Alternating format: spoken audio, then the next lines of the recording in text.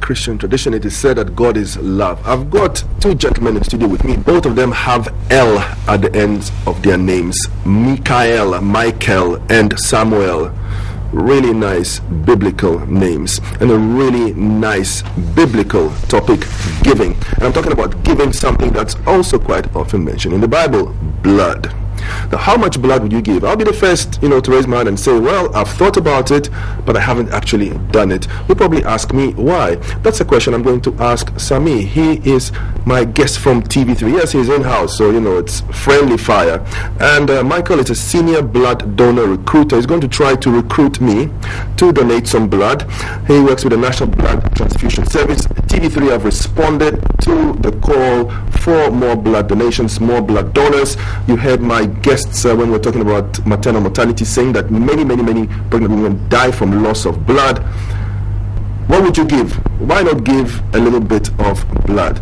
But the question is, why haven't I, for one, with all my good intentions, actually gone through and given a pint, an olonka, a gallon, or maybe a 4-gallon volume of blood? Sami, have you given blood before? Yes, I have. You have how much? I think about a pint. Okay, you've done better than your pint. That's like, the beer, like in the draft, the big mug, that's about a pint. What about you, Michael? How often do you give blood? How much blood have you given in total?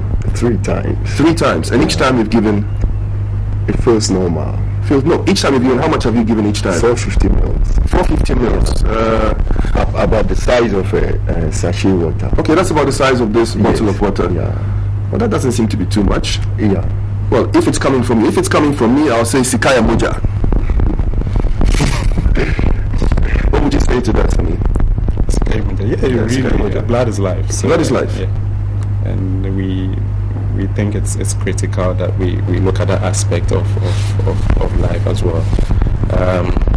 In all this, we as a network, we always seek to entertain and to educate our viewers, but we are in a society and we live in a society and we need to be concerned about what goes on in the society as well.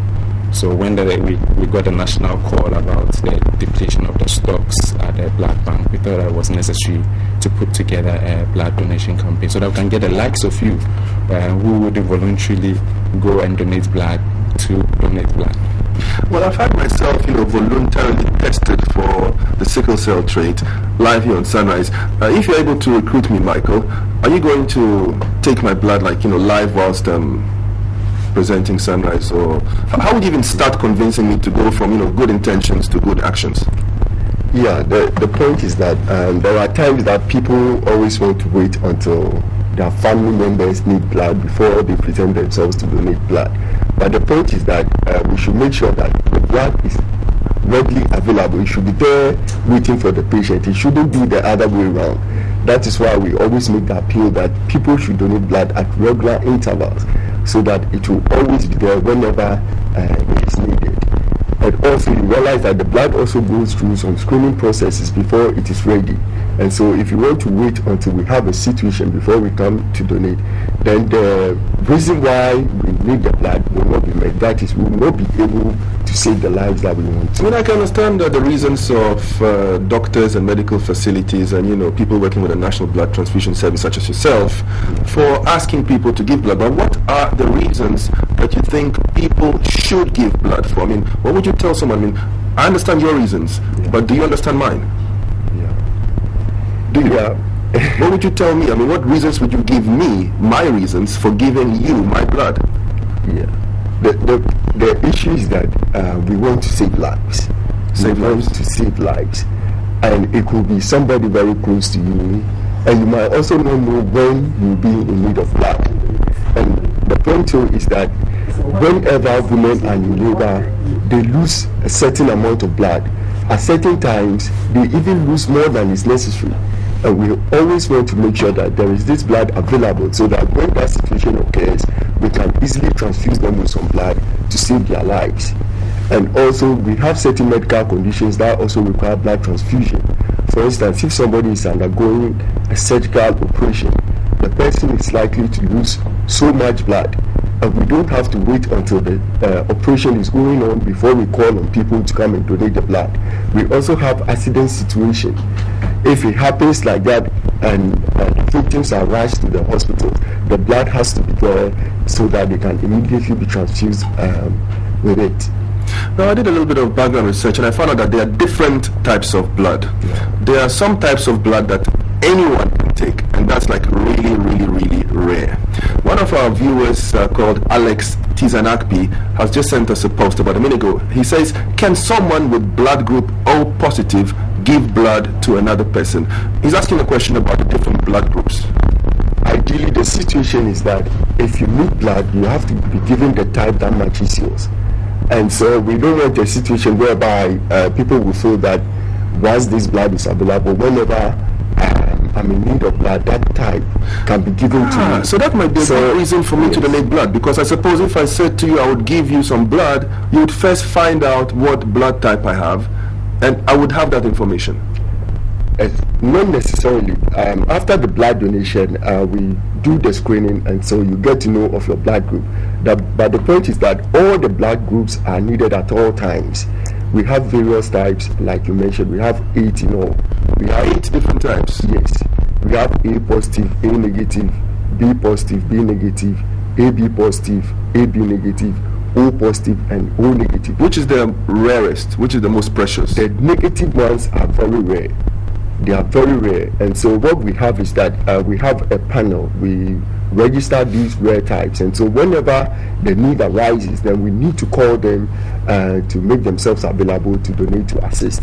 The very common ones, often when we go out, we get people to donate, but the rare ones are the problem areas. But we make sure that we recruit them in special ways. Yes. So what I'm understanding from our conversation is that, well, aside of the good feeling of saving the life of someone I may not even know, in fact that I don't know, I will also find out what my blood type is, so that should I need blood in future, someone says, what's your blood type? You say, oh, this is my blood type. It's even in my wallet.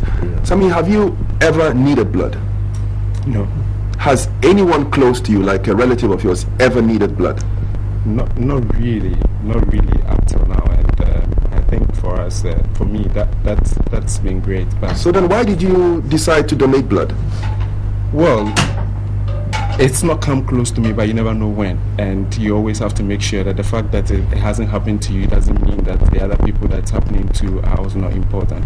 So you always look at the wider good of the society, and then you take those actions. And like Michael rightly said, the blood has to be there before you need it, not at the time when you need it. So it's all in that regard. I found it very difficult to understand why people say we should donate without asking for any reward, but you must restore it for next time. Now, how do we do that? This is a question from Omar Farouk Morla. Yeah, the point is that before you go through blood donation, you are taken through a screening process. We make sure that you are very fit before you donate the blood. So once your system is good enough, so you get a free sort of a health check, screening that goes with the process of donation. It actually happens before. So if the doctors think that it's not a good idea for you, they'll tell you, sorry sir, sorry madam, come back next time. Yeah. So the point I'm trying to drive home is that you don't need any special diet to replenish the one that you have given. Immediately after the blood donation, the process of replacing what you've given out starts. You see, so within... so if you want new blood, you have to, give some of your current blood. Exactly, and that also helps your system, because even the blood in us, the cells in us has expiry date.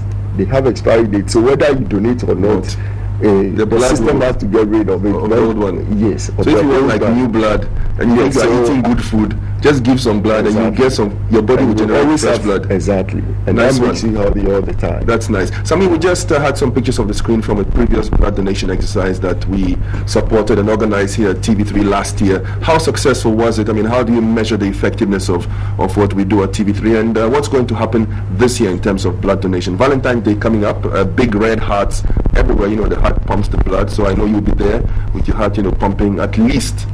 I mean, this time you have to do better than a pint. At least 2. we'll see about that. But on a serious note, how do you measure the success, and what do you look forward to this year? Last year was great. Last year we got a lot of people coming to donate blood, and we believe it's going to be the same this year.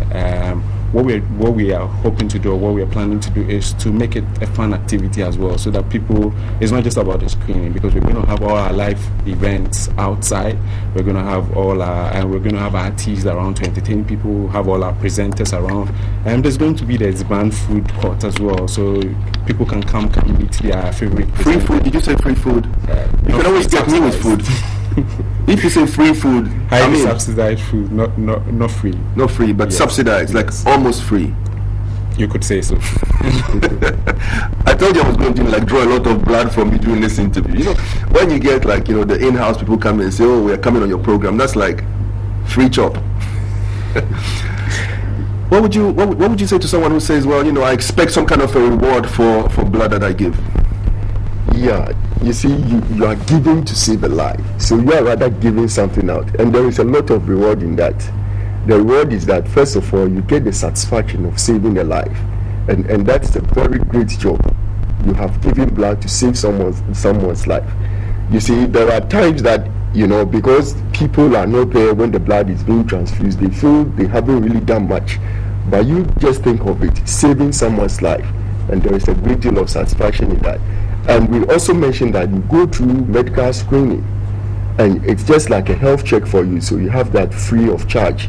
And so if in the process you have any issue, health issue, you can be advised as to what to do. Talking about health issues, if you're on medication, can you donate blood? Question from Joyce Okai-Mensah. No, if you're on medication, you cannot donate blood. If you have ulcer, you are asthmatic, you are sickle cell patient, you will not donate blood. And there is a question. I'm a patient, for example, but I carry the sickle cell trait. I'm AC. If you are AS or AC, you can go through the process. It is only when you are SS or SC that you cannot. Yeah. Interesting. Sammy, once again, when is our next blood donation party?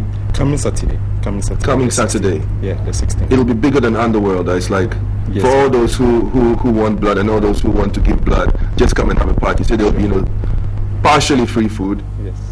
Quality food, right? Quality food, and even subsidized, partially free. Great. There's going to be entertainment, yes, free health checks. Yes. What else? It's going to be a fun-filled atmosphere. It's going to be a fun-filled atmosphere. Yeah. When? Saturdays, we're starting from 7 a.m. Saturday starting from 7 a.m. Yeah. That's when sunrise starts, at 7 a.m. Yes. So you'll be there to donate your blood before. But I'll be holding the microphone, so we'll screen you before. You'll screen me before. Okay, well, watch out for that. We've got a big blood donation exercise coming up on Saturday. If you want to give blood, just get in touch. Samuel Bonedi is head of corporate services and brands. Kindness is always fashionable. We are very kind. We always want to help here at TV3, especially when it comes to health, especially when it comes to giving. So if you want to find out more, well, just keep watching TV3, or, well, if you heard it on Sunrise, just come to TV3 Saturday morning at 7 a.m.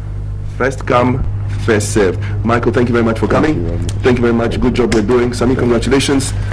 I'll come with Sunrise and see how much blood we can draw from you on Saturday.